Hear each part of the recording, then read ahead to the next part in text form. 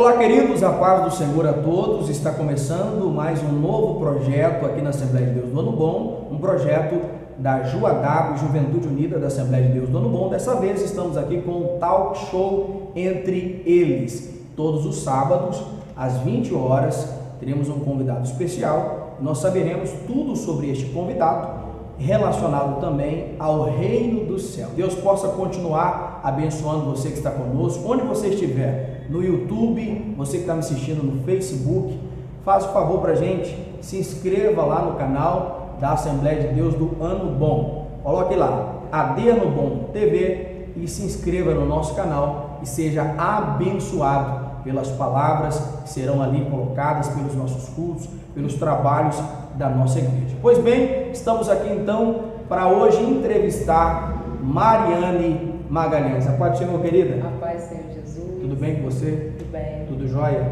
Tudo certo. Que bênção tê-la aqui mais uma vez, né? Muito obrigada, eu que agradeço, cumprimento todos também com a paz do Senhor. Maravilha. Pessoal, esse é um trabalho voltado para a nossa juventude e nós queremos assim usar desse tempo para que Deus, de certa forma, através da vida dos nossos convidados, possa edificar a sua vida, tá bom? Então você jovem que está assistindo aí, onde você estiver, pare agora um tempinho e preste atenção nas palavras que serão ditas aqui, nas histórias, nas experiências, para que de certa forma isso também te incentive a ser mais um relevante no reino dos céus. Vamos lá! Começou então o nosso talk show. Nome completo? Mariane, tem que falar tudo? Tudo. Mariane Santos da Silva Magalhães. Da Silva Magalhães. Esse da Silva pode cortar. Ela acha o nome muito grande, gente. Ela não gosta desse da Silva. Da Silva não gosta. Aí ela disse que não pode falar da Silva, mas é da Silva, não é? Vale a pena colocar aqui. Beleza, Estado Civil. Casada. Casada. Casadíssima. Muito bem casada. O homem mais Maravilha. lindo do planeta. O mais lindo do planeta, bom, depois de mim, né, gente? Brincadeiras à parte. Nome do maridão? Vitor Moreira Magalhães de Paula. Vitor Moreira Magalhães de Paula. Beleza. Tem filhos? Tem uma menina de 18 anos, Germana Nunes dos Santos Silva. Uma menina de 18 anos. Vamos lá. Idade? Minha ou Sua dela? idade? Minha, vou fazer 38 esse ano. 38 anos. Quase na Carinha casa. de 23, né? Meio Vale forçado, ressalvar né? isso aí. Forçado, né, gente? Não, Brincadeira. isso é bom, isso Um é carinha bom. de 20 e poucos. 38. Isso é bênção na nossa vida. A gente sabe que a presença de Deus, ela nos abençoa de forma espiritual, mas também de forma física. Isso é visível. Que bênção. 37, quase 38 anos. Jovem, né? Caminhando dos 40. Jovem. Tá jovem. Tá jovem. Pertence a qual denominação, Mariane? Pertenço à Igreja Congregacional de Volta Redonda, do bairro Retiro, presidida hoje pelo nosso pastor Alexandre de Paula. Pastor Alexandre de Paula, congregacional. Um abraço para todos os nossos irmãos da congregacional. Talvez você está assistindo esse vídeo e é da congregacional. Acredito que a Mariane vai fazer o merchan, né, desse trabalho lá na igreja. Então, já mando um abraço para você. Que Deus possa te abençoar poderosamente. Amém. Congregacional. Nome do pastor? Alexandre de Paula. Pastor, Deus me abençoe. Muito obrigado por ter liberado a Mariane para estar aqui conosco. Pois bem, nós estamos aí no primeiro bloco, conhecendo o nosso convidado. Daqui a pouco nós temos mais informações sobre o nosso convidado. Não saia daí.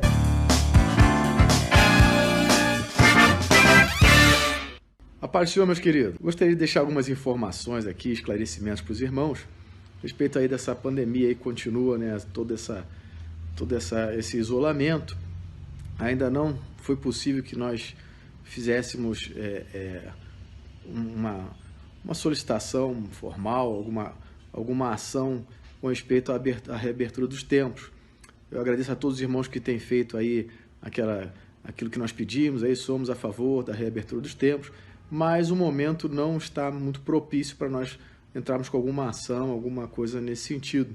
Até porque, como os irmãos sabem, parece que vai voltar aí o fechamento do comércio. Mas a questão é a seguinte, nós estamos aí agora com esse momento ainda de isolamento e estamos com nossas lives aí com uma frequência muito baixa, nós temos observado, poucos irmãos têm comparecido às lives e nós estamos fazendo algumas modificações aí quanto a essas lives. Os irmãos estão vendo aí, nós estamos fazendo algumas entrevistas, estamos modificando aí o sistema das lives e nós vamos ter lives apenas só nos dias de culto, terça-feira, no domingo à noite, a EBD também vai ser live de manhã, como nós tivemos aí já no domingo passado, e na quinta-feira nós vamos estar fazendo uma live especial dos departamentos, departamento masculino, feminino, dos jovens, adolescentes, departamento de missões, vai ser uma live especial sempre nas quintas-feiras. Ou seja, nós não teremos mais live todos os dias, vai ser só nesses dias de culto e as lives especiais, né, a W Kids ou outras lives especiais. Então, esse comunicado aí para os nossos irmãos, essas informações, e que Deus abençoe a todos, em nome de Jesus. Um grande abraço a todos. A paz do Senhor.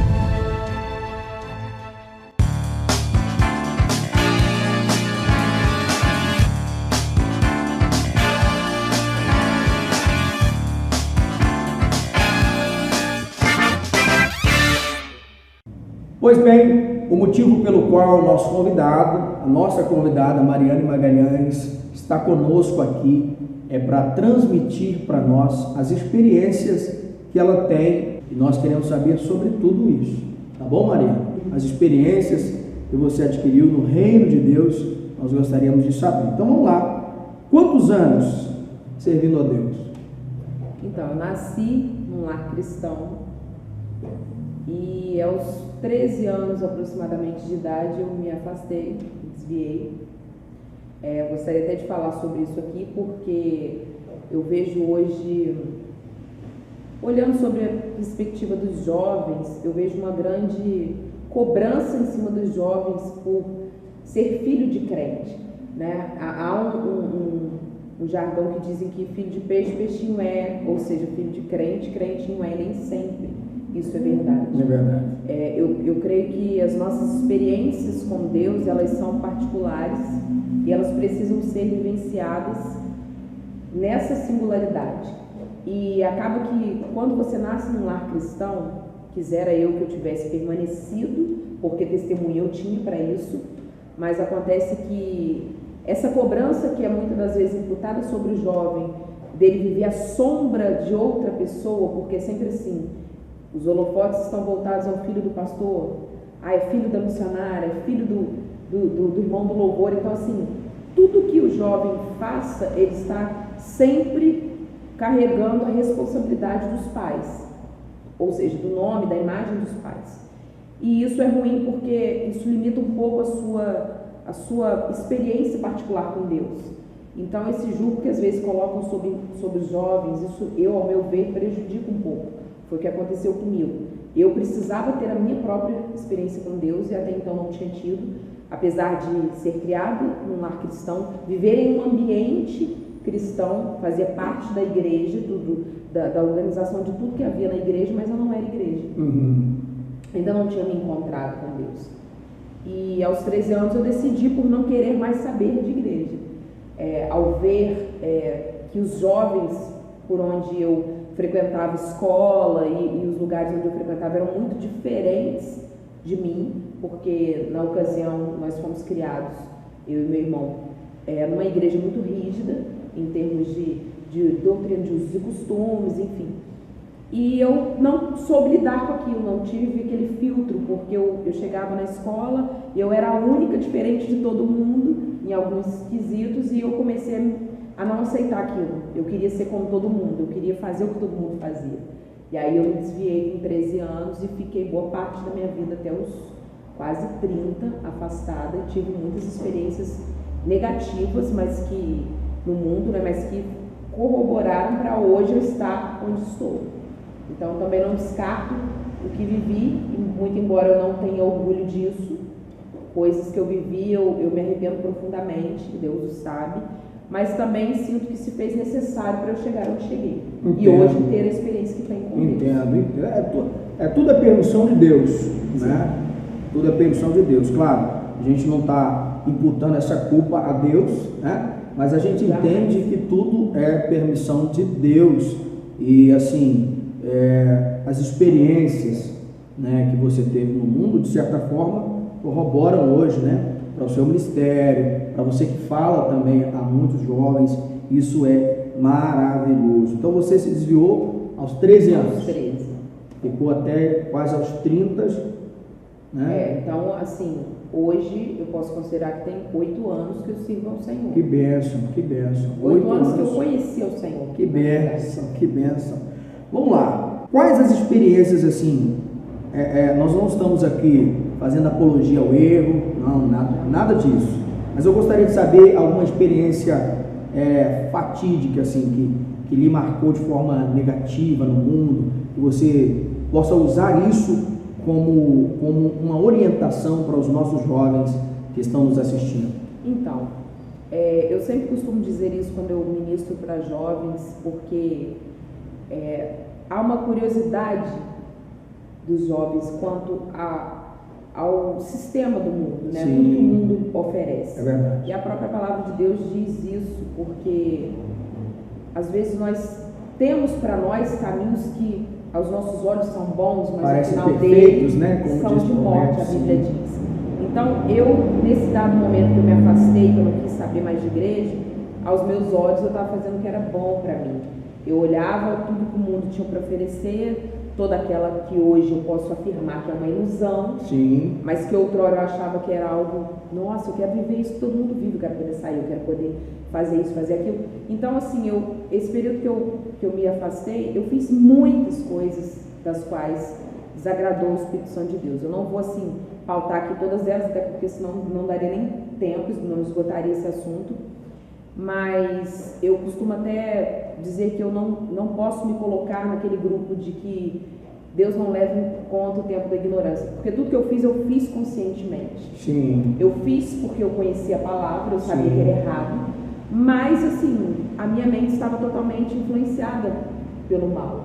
Então eu não via aquilo como algo que fosse me prejudicar. Uhum. Era uma escolha para mim, apenas uma escolha.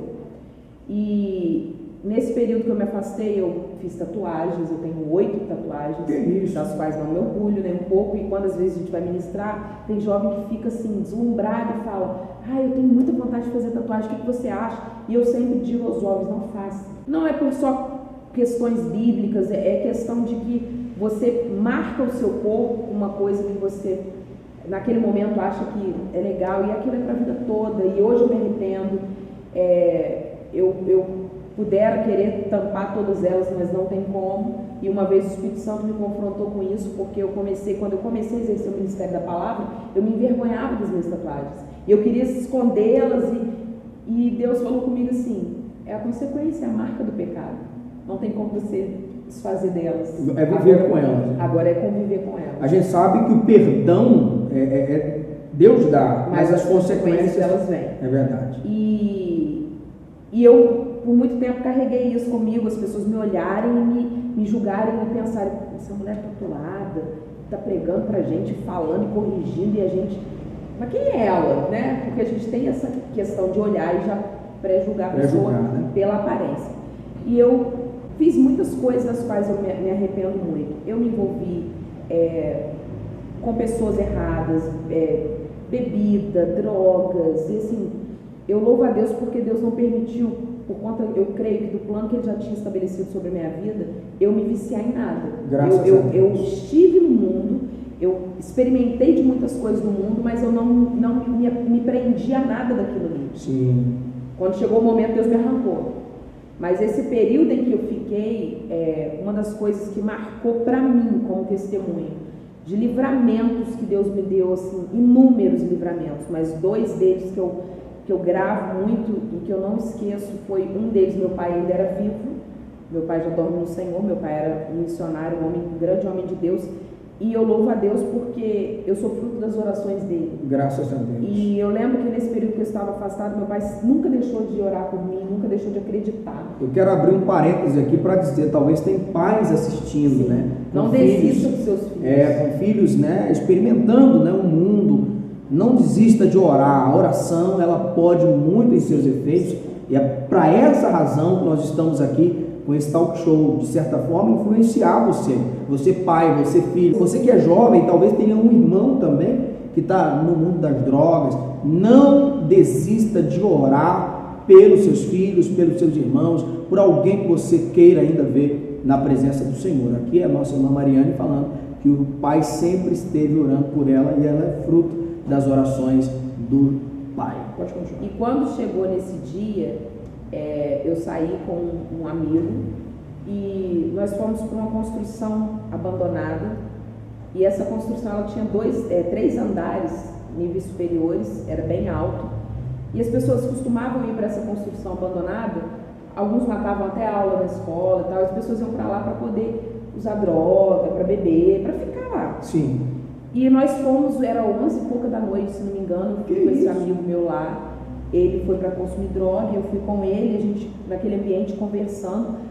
Ali não tinha luz elétrica, a luz era do poste da rua, que dava para aparentemente dar uma clarão, né? Mas não era uma pouca meia clara luz ali. E quando nós estávamos no nível do 3º andar superior, eu me lembro que eu conversei com ele acerca dali. Falei, nossa, aqui é muito esquisito esse lugar e tal. E quando eu voltei e fitei os olhos nele de novo, eu vi nitidamente o demônio nele. Eu vi assim, a expressão maligna do diabo, deformado o rosto dele.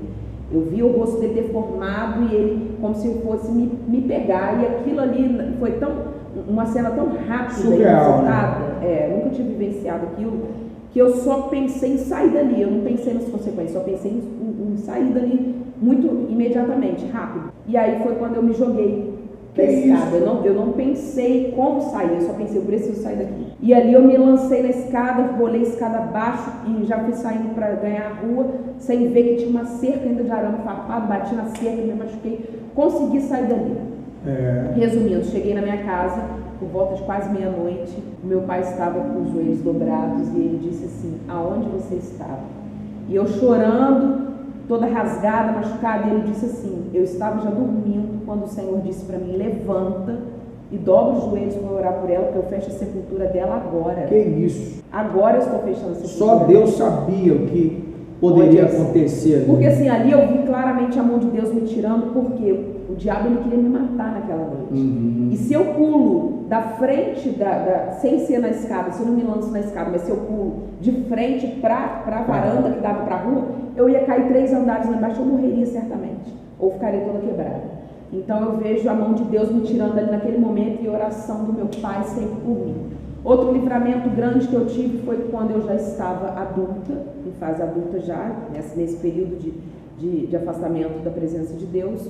Eu me envolvi com pessoas erradas, estava num ambiente errado, no momento errado, e eu fui presa. E naquele momento passou um filme na minha mente muito rápido, em fração de segundos, o que eu estava fazendo na minha vida, porque Deus já vinha me alertando inúmeras vezes, diversas vezes Deus usava pessoas e falava comigo, olha, a obra que eu tenho em sua vida é grande, eu não aceito te perder, se você não vier pelo amor, você vai vir pela dor. E assim, eu tinha desejo de voltar para a presença de Deus, mas eu não tinha coragem. Não era que eu não conseguia, eu não tinha força, eu não tinha coragem. Eu me sentia muito envergonhada por tudo aquilo que eu já tinha feito de errado e eu achava que para mim não tinha mais jeito. Um sentimento de culpa, né? Um sentimento de culpa, de acusação, que eu achava que não tinha, para mim não tinha perdão, por eu ter ciência de tudo que estava fazendo. Então eu achava que eu era um caso perdido. Sim. E aí eu não voltava, ficava protelando, até que esse dia foi o último dia que eu estive no mundo de fato, foi quando eu fui presa. E quando o policial chegou, eu acho que ali eu já vi o cuidado de Deus também, porque ele disse assim para mim, quando ele me olhou, ele disse, eu não vou te algemar. Ele falou assim, você é diferente. Eu olho para você e eu vejo que você nem tinha. Glória a Deus. Ele falou, você não tinha que estar aqui. Então eu vou te levar na boa, não corre, não tenta nada, mas eu não vou te algemar para não causar uma vergonha, um transtorno. A gente estava num local aberto, público, muitas pessoas viram. E quando eu cheguei naquela delegacia, que passou aquele filme na minha mente, eu falei, o que eu vou fazer da minha vida agora? A minha filha crescendo, que exemplo que eu estou dando para ela, a minha mãe, que vergonha. Nessa altura eu já tinha perdido um irmão, meu irmão tinha morrido assassinado também, porque se envolveu com drogas, também tinha desviado. E aqui eu abro um parêntese para você jovem que pensa, eu vou dar uma voltinha no mundo, depois eu volto, não brinque com as coisas de Deus, não brinque com o tempo, né? É verdade. Porque eu digo que a longanimidade de Deus, ela não se aplica igualmente na vida de todos. Nós tivemos a mesma criação, a mesma instrução, o mesmo exemplo, fomos criados dentro da palavra de Deus, tivemos a mesma orientação e educação cristã, e no entanto, aprove o Senhor me resgatar. Eu tive esse privilégio, essa honra de Deus de me trazer de volta para a presença dele, mas com meu irmão não foi a mesma história, né? Não teve o mesmo fim. Então ele foi assassinado, morreu estando afastado dos caminhos do Senhor. Só Deus que sabe o momento que ele teve ali agonizando, se ele teve um momento de consciência, se ele se arrependeu, se Deus salvou, porque como o pastor Adilson diz, é fração de segundos. É verdade. Coração e mente é só Deus que sabe. É verdade. Então assim, eu posso até creio nisso, que Deus o tenha levado para si, mas a situação foi essa, nós nos afastamos da presença de Deus e não tivemos o mesmo final. Então, quando eu estive naquela delegacia, Deus falou muito forte comigo, é a última vez que eu te livro. Isso foi muito forte, porque às vezes a gente pensa assim, Deus é amor. Nós olhamos para a cruz e enxergamos só o amor de Deus, mas nós não enxergamos a sua justiça. É verdade. Deus, ele é amor, mas ele também é justo. E ele estava já me dando inúmeras chances, ele já estava me chamando há muito tempo para vir em amor. E naquele momento ali ele falou assim comigo, olha, é a última oportunidade que eu te dou. Daqui em diante, se você quiser continuar, você está sozinha, minha mão não estará mais sobre você, até que eu te guardei. E aí eu levei aquele chacoalhão assim e Deus me trouxe um choque de realidade. O delegado na ocasião disse, olha, não tem fiança, bate o martelo, vai descer para o Rio. E aí eu entrei em pânico, falei, meu Deus, o que vai ser de mim dentro de uma cela, minha filha, pensei mil coisas ao mesmo tempo. Foi quando Deus enviou uma pessoa, que eu costumo dizer que eu pensei até naquele momento que era uma manifestação teofânica, eu pensei que era até um anjo, porque foi surreal o que aconteceu. Um senhor que nunca me viu na vida, entrou na sala que eu estava e começou a conversar comigo, perguntar da minha situação e se dispôs a me ajudar. Ele disse, olha, eu não sei por que estou fazendo isso, Deus está me impulsionando a te ajudar e te tirar daqui.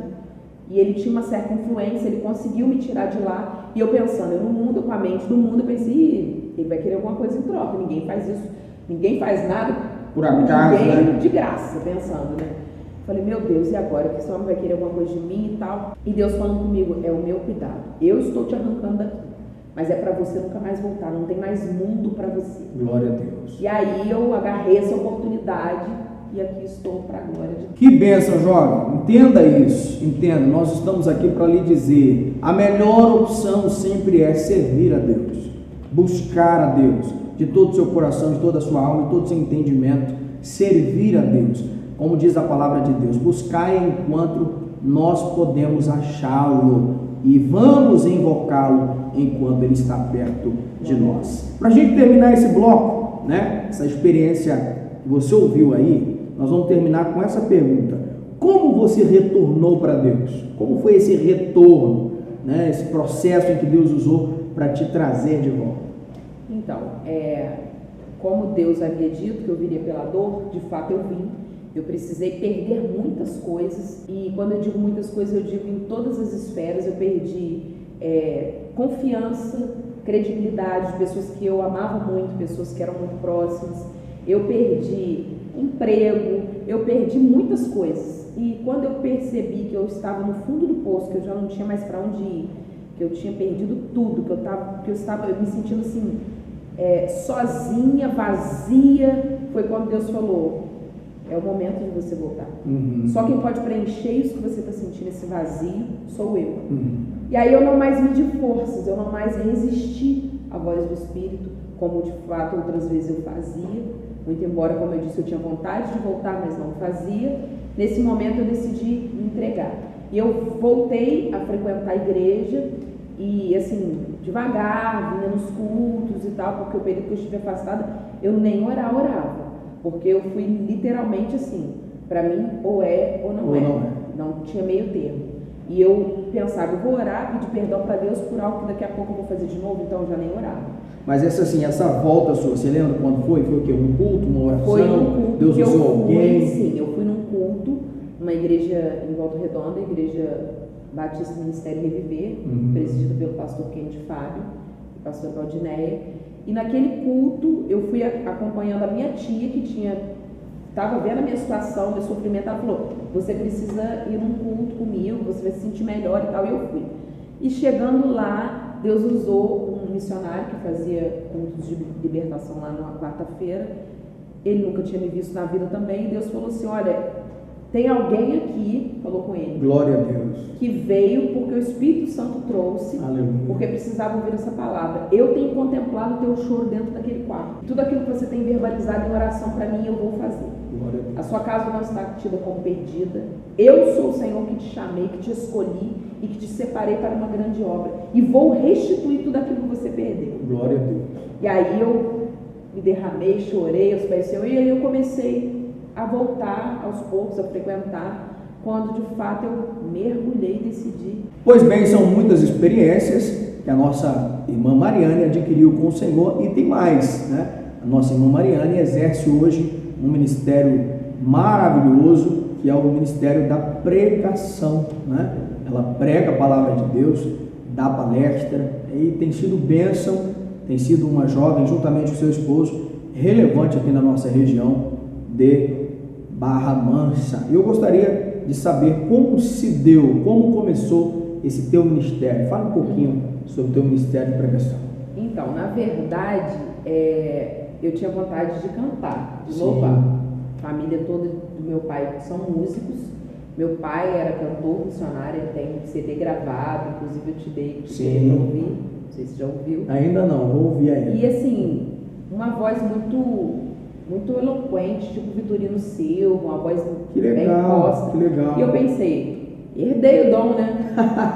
vou trilhar pelo caminho do louvor, algo que eu sempre achei lindo, quem canta com propriedade, que ministra sobre a igreja e tal. Não foi isso que Deus tinha para mim. Nem sempre o chamado do pai é o mesmo. Não né? É a mesma coisa, é vocação, né? É a mesma coisa quando um pai é advogado e quer que o filho também seja advogado, né? Verdade. Os países de primeiro mundo não são assim, né? Eles instruem criança desde pequeno a ver qual é a vocação dela, porque assim ela vai ser um bom profissional na área. Verdade. Não adianta você seguir igual uma profissão só pelo dinheiro, pelo retorno, você tem que ter amor àquilo que você faz. E aí Deus sempre falando comigo, olha, medita na palavra, porque o seu chamado é na palavra. E eu fui convidada um dia num culto de uma outra igreja que eu frequentava, que eu era membro. Eu fui convidada num culto de Santa Ceia, igreja lotada, e assim, sem aviso prévio, o pastor só falou assim, olha, após fulano, quero ouvir uma palavra com a irmã Mariane. Eu tremi na base, tremi dos pés à cabeça, aquelas borboletas borbulhando na barriga. Eu falei, meu Deus, e agora? Como assim? Oportunidade, eu não sei pregar, não sei falar. E aí Deus me dando direcionamento a um salmo, a ler um salmo. E eu assim, não, vou louvar um hino do CD do meu pai, que eu sei a letra, é mais fácil. E aí quando eu chego lá na frente, que eu pego a oportunidade daquele jeito, né? Tremendo. Eu dei um branco, eu não lembrava uma estrofe de nenhuma letra, de nenhum louvor que meu pai tinha composto. E aí o Senhor falando, Salmo 135, Salmo 135. E aí eu fui, li o Salmo e falei um pouco sobre o que eu entendia do Salmo, muito nervosa, e ali foi a minha primeira oportunidade. Dali em diante eu comecei a me dedicar à leitura da palavra, comecei a estudar, fiz um seminário, o CETEC, aqui de Barra Mansa, que é da igreja. Foi uma das alunas aqui, nossa, né? Centro Educacional Teológico Cristão que Bento. É uma honra pra gente. Para mim, então, aprendi muito, foi assim, uma base muito boa para nós, para mim e para o meu esposo. E daí em diante os convites foram surgindo naturalmente, Deus foi me conduzindo ao ministério da palavra. Pois bem, se você precisa aí de um pregador no seu evento, tá bom? Daqui a um tempo você está assistindo isso, Mariane, procure, nós vamos deixar o telefone dela aí nas descrições aqui deste vídeo. Pois bem, além de pregar, ela também exerce um trabalho maravilhoso, que é um trabalho de missões, chegou até sair no jornal da nossa cidade, né? Eu gostaria de que você falasse um pouquinho sobre as experiências, como surgiu e as experiências que você adquiriu no campo missionário. Então, quando eu comecei logo a exercer o ministério da palavra, Deus vinha nos dizendo que nos levaria a outras terras. E nós, por mais que recebêssemos aquela palavra, não é falta de fé, eu cria no que Deus falava, mas eu pensava, como que isso vai se dar? Sim. E eu não tinha dimensão do que Deus, da proporção daquilo que Deus falava. E Deus falando, olha, o chamado que eu tenho, o chamado missionário para vocês, para o casal, para mim e para o meu esposo. E aí surgiu um convite para nós irmos à África, a desenvolver um trabalho missionário lá. Foi a nossa primeira experiência vivida no campo missionário, já foi logo uma experiência transcultural, foi assim, um divisor de águas no nosso ministério. Nós aprendemos muito ali na prática, porque eu digo que missões é muito mais parte prática do que teórica, né? E ali, assim, Deus desbravou mesmo o desejo sobre a obra missionária, tirou algumas coisas que era preciso tirar na nossa vida para colocar outras, para reconstruir, porque nós entendemos que o nosso chamado ali, nós vimos que realmente Deus tinha isso conosco, um chamado para missões e missões transculturais, que não impede que nós façamos locais também. Sim. Hoje nós fazemos parte de uma agência missionária chamada Vivendo para Algo Maior, e nós desenvolvemos trabalhos tanto locais quanto transculturais. Eu e meu esposo ficamos responsáveis pela parte transcultural e tem outros pastores que são responsáveis pela parte local. Estivemos ano passado no Vale do Jequitinhonha, numa aldeia indígena dos índios Machacalis. É uma reserva que não consta nem no mapa. Então, se a gente vê a necessidade de povos que ainda não foram alcançados pelo Evangelho serem alcançados pela palavra. A gente entende que a priori da obra missionária é a pregação do Evangelho. A maior missão, né, que foi dada por Deus, a missão ela é de Deus, do resgate do homem pecador, né? Uma vez que o homem pecou, ele se afastou da presença de Deus e é necessário esse resgate, e essa é a grande missão de Deus. Tanto que enviou o seu Filho para cumprir essa missão. Primeiro maior missionário, né? Maior missionário, cumprir essa missão. E Jesus, sendo o maior missionário, vem ortogando agora os seus discípulos a fazerem o mesmo. Mateus 28:18, ele vai dizer, e me foi dado todo o poder do céu e da terra. Então, assim, o pano de fundo dessa mensagem é o quê? De fazer discípulos. Maravilha. Então, essa é a nossa obrigação. Eu não vejo encarar a obra missionária como uma opção, como um ministério à parte, como um convite. Jesus não disse, olha, se vocês quiserem, se vocês acharem que devem... Foi uma ordem, Foi né? uma ordem, está no imperativo. Ide, pregai. Isso. Então, assim, eu vejo como um chamado coletivo, não individual, a toda a igreja. A forma que você vai exercer missões, se é local, se é transcultural, se é ofertando, se é intercedendo, não importa, você tem que envolver a sua igreja e estar envolvido com a obra missionária. Que bênção, que bênção. Nós estamos aí sendo abençoados e edificados pela história, pelas experiências com a nossa irmã Mariane. Pois bem, que Deus abençoe toda a sua casa, que Deus abençoe a tua vida. Nossa irmã Mariane agora estará trazendo uma palavra para você, que você possa meditar na palavra do Senhor. E lembre, Talk Show Entre Eles, um projeto da Joadab, todo sábado às 20 horas, com alguém especial. Deus lhe abençoe. Fique aí com essa palavra poderosa. A paz, Senhor Jesus. Eu quero deixar uma breve palavra sobre tudo que nós já falamos aqui hoje nessa entrevista do Talk Show. Eu quero deixar uma breve palavra para você, jovem, para você, irmão, para você, irmã, para você, pai, para você, mãe, que nunca desista do seu filho, nunca desista de orar pela situação da sua família, da sua casa. Por mais que tudo pareça estar difícil, estar fora do lugar, nós cremos em um Deus poderoso, um Deus que coloca tudo no seu devido lugar e no seu devido tempo. Há quem diga que Deus ele chega atrasado, que Deus escreve certo por linhas tortas. Não. O nosso Deus, ele chega no momento exato e ele faz o que deve ser feito no seu tempo.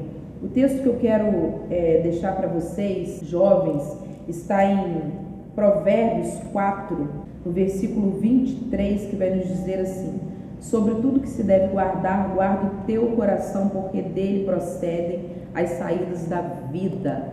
Ou seja, o coração, ele faz uma alusão à nossa alma, ele está referindo-se à nossa alma, de onde vem as nossas vontades, a volição. Então, o conselho que eu dou para você, jovem, sirva a Deus de todo o teu coração, queira estar na presença de Deus, anseie por viver essa intimidade, essa comunhão, essa particularidade com Deus.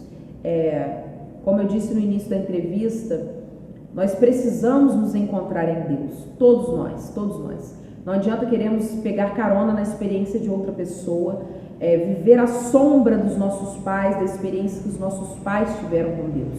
Todos nós, em um dado momento da nossa vida, precisamos buscar por ter a nossa própria experiência, a nossa própria vida e comunhão com Deus. E esse tempo é oportuno hoje. Deus está te chamando, jovem, para viver essa experiência com Ele. O buscar de todo o coração, ou seja, de todo o seu entendimento, de toda a sua vontade. O mundo, por certo, ele tem muitas coisas a oferecer. O sistema mundano, ele tem muitas coisas a oferecer que aos nossos olhos parecem ser bons, mas o final deles são de morte. Talvez você olhe para a sua vida dentro da igreja, para a criação, para que você teve instruído na palavra de Deus, e você acha isso tudo um tanto quanto chato. Eu não quero isso para mim não, assim como eu um dia quis almejar viver as coisas que o mundo oferecia. Mas eu te digo com toda a veemência, com toda a experiência que eu tive, não vale a pena. Não vale a pena, tudo que está no mundo é passageiro, é ilusório, é temporal. Não troque aquilo que é temporal por aquilo que é eterno. Aquilo que Deus tem a lhe oferecer é vida eterna, é gozo, paz e alegria, e você só vai encontrar em Cristo Jesus. Paulo, ele vai dizer a Timóteo também, no capítulo 2 de 2 Timóteo, no verso 22, ele vai orientar, ele vai exortar a Timóteo a fugir dos desejos da mocidade. Timóteo era um jovem e Paulo agora, reconhecendo o dom de Deus que há sobre a vida daquele jovem, o chamado de Deus que há sobre a vida daquele jovem, ele vai instruir aquele jovem dizendo: olha, Timóteo, foge dos desejos da mocidade, foge dos desvaneios, das vontades que certamente a sua carne vai militar contra o Espírito, para que você viva coisas fora da presença de Deus, porque não vale a pena. O que Deus tem para você, o que Deus tem para realizar sobre a sua vida é muito maior. Nós vivemos sob essa perspectiva de viver algo maior, algo que Deus tem a nos oferecer, que não se pode ser trocado, aquilo que é eterno por aquilo que é momentâneo. Então, que você possa, jovem, ficar com essa palavra, que Deus em Cristo lhe abençoe muitíssimo, que você possa, sobretudo, guardar o teu coração em Cristo Jesus. Guardar esta palavra, como o salmista vai dizer, na tábua do teu coração, para não pecar contra o Senhor. E que Deus abençoe sua vida, te dê graça, força, vigor, para que você possa fugir aí das tentações, dos desejos mundanos e servir a Cristo com excelência.